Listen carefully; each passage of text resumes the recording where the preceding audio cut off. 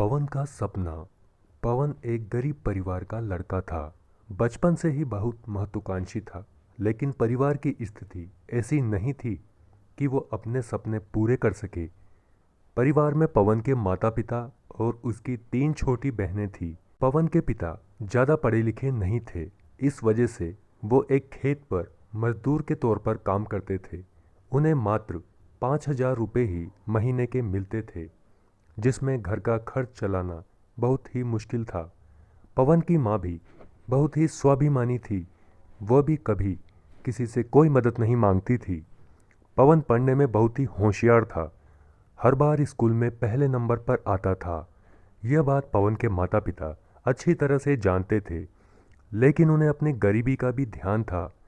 पवन के माँ बाप आपस में यही बात करते थे कि काश हमारी आर्थिक स्थिति अच्छी होती तो हम हमारे बेटे को अच्छे से पढ़ा पाते, पर क्या करें, किस्मत ही साथ नहीं है तो क्या कर सकते हैं। पवन पढ़ाई में अच्छा होने के साथ साथ मेहनती भी था।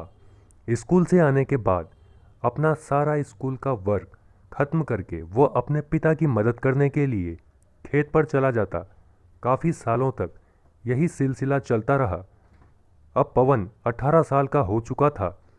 अब वह नौजवान की तरह दिखने लगा था, दाढ़ी मूंछ भी निकल आई थी।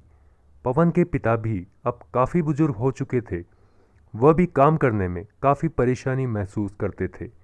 यह बात पवन अच्छे से जानता था, इसलिए उसने पास के ही एक होटल पर नौकरी कर ली। वहाँ पर पैसे तो ज़्यादा नहीं मिलते थे, लेकिन परिवार के खर्च में कुछ मदद हो जाती थी। पवन स्कूल से आने के बाद होटल पर काम करने चला जाता और वहाँ से आने के बाद रात को पढ़ाई करता। आज 12वीं कक्षा का परिणाम आने वाला था। पवन को भी अपने परिणाम का बेसब्री से इंतजार था। कुछ ही देर बाद पवन के पिताजी खुशी से दौड़ते हुए घर की ओर आए। आते ही उन्होंने पवन को गले लगा लिया। पवन ने पूछा, क्या हुआ पिताजी? बेटा, तुमने पूरे जिले में टॉप किया है। यह सुनकर पवन की माँ भी खुशी से झूम उठी। लगभग 1 साल तक पवन ने होटल पर काम किया, लेकिन वहाँ पर तनख्वाह बहुत कम थी, इसलिए पवन ने अब वो काम छोड़ दिया। उसने एक अखबार के ऑफिस में टाइपिस्ट की नौकरी करना शुरू किया। यहाँ पर उसे महीने के 3,000 रुपये मिलते थे। पवन बहुत ही मेहनती लड़का था। उसने 1 महीने में ही अखबार के मालिक तथा सभी कर्मचारियों का मन मोह लिया। अखबार के मालिक कश्यप जी भी यह बात अच्छे से जानते थे कि पवन एक दिन कुछ न कुछ जरूर करेगा, जिससे कि सब इस पर नाज करेंगे। समय बीतता गया। पवन अपनी पढ़ाई के साथ साथ नौकरी भी करता रहा और परिवार की जिम्मेदारी भी उठाता रहा। एक दिन कश्यप जी सुबह सुबह पवन के घर पहुंचे।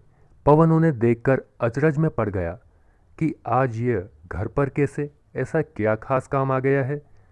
कश्यप जी ने पवन से कहा, बेटा, तुम पढ़ाई में बहुत होशियार हो। आज ही मुझे पता चला है कि 20 लाख रुपए की स्कॉलरशिप के लिए एक प्रतियोगिता का आयोजन किया जा रहा है।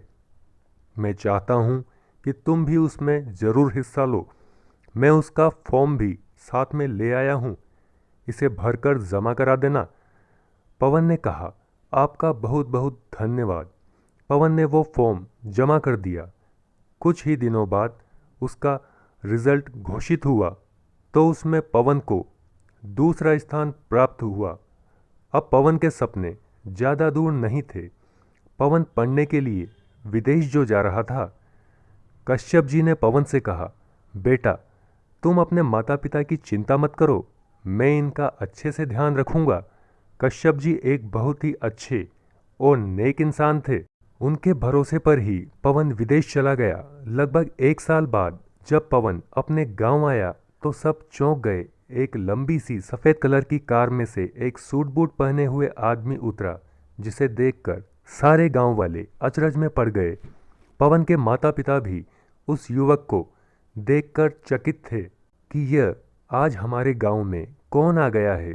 तभी कश्यप जी आए और पवन के माता पिता से कहा, आपने पहचाना नहीं, ये कौन है? पवन के माता पिता ने युवक को अच्छे से देखा तो उनकी खुशी का ठिकाना नहीं रहा। वह कोई और नहीं बल्कि उनका बेटा पवन ही था, जो आज अमेरिका में एक कामयाब सॉफ्टवेयर इंजीनियर के तौर पर काम कर रहा था। दोस्तों, इस कहानी से हमें यह सीख मिलती है कि यदि आप सोच लें कि मुझे अपना लक्ष्य प्राप्त करना है, तो आपको कोई भी विपरीत परिस्थिति अपनी मंजिल पाने से नहीं रोक सकती। जैसे कि पवन ने कठिन परिस्थितियों का सामना करते हुए अपनी मंजिल पाकर ही दिखाई। दोस्तों, आपको हमारी कहानी कैसी लगी कमेंट करके हमें ज़रूर बताएं। हमारे चैनल को लाइक शेयर सब्सक्राइब करना ना भूलें।